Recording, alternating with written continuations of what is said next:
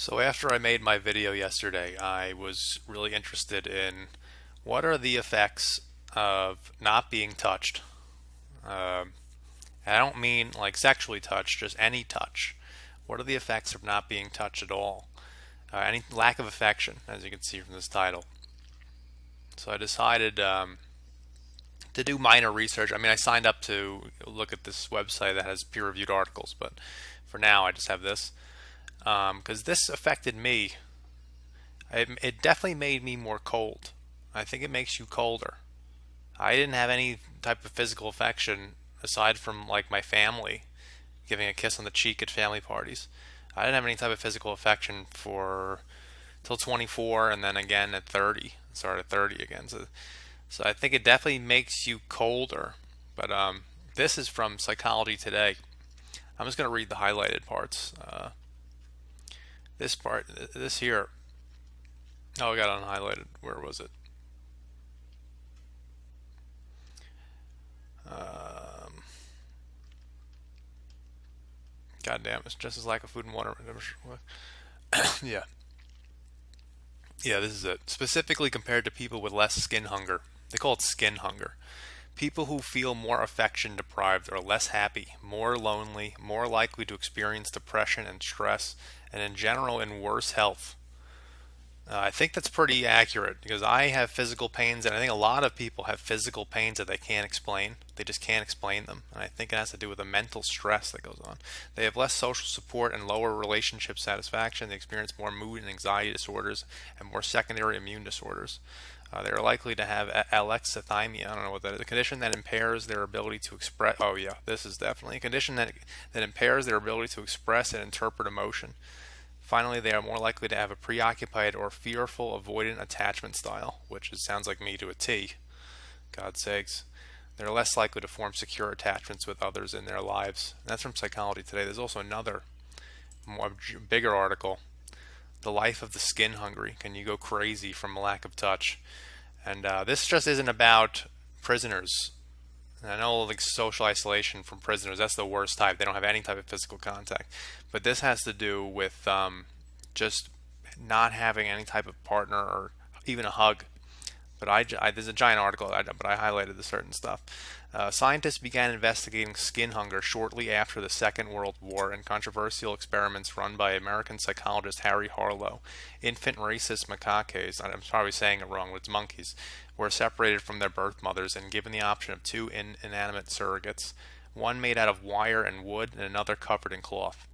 The babies overwhelmingly favored the embrace of the cloth surrogate, even when the wire mother was the only surrogate that held a bottle of milk. So that's saying that even with the nutrition, even with the needs of food and water that you need to survive, they still chose something that feels more comfortable.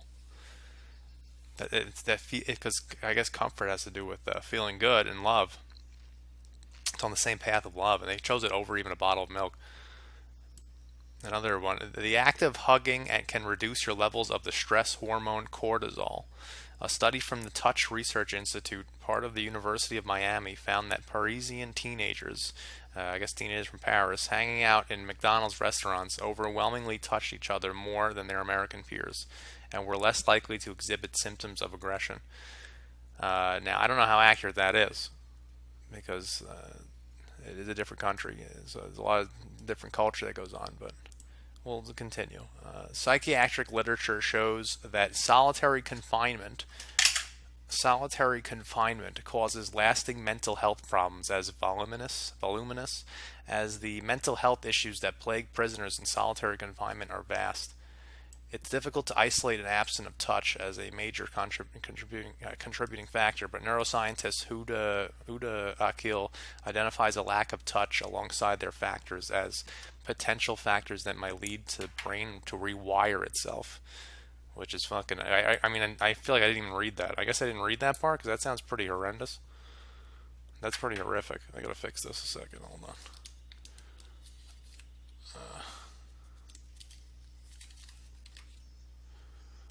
I think there's another thing too.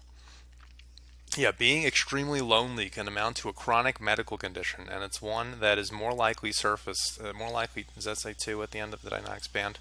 To surface in later life as friends and family members die off. One study found that lonely people aged 50 and over were twice as likely to die as their non-lonely peers.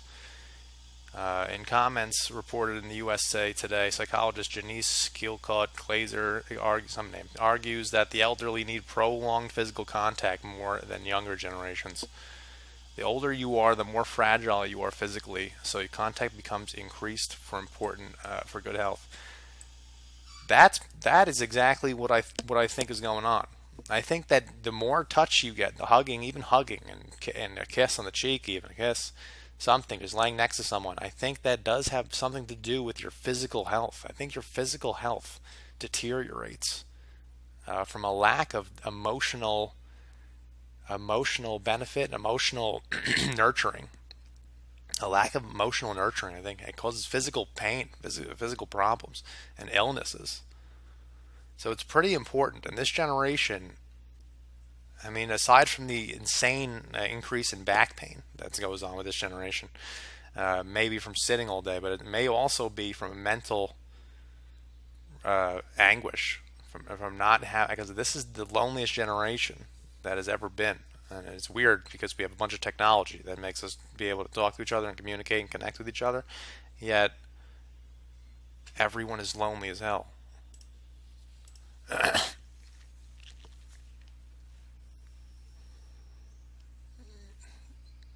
And this too, yeah, I've also saw a study where guys with wives end up living longer than single guys, guys with wives, and I see this at work.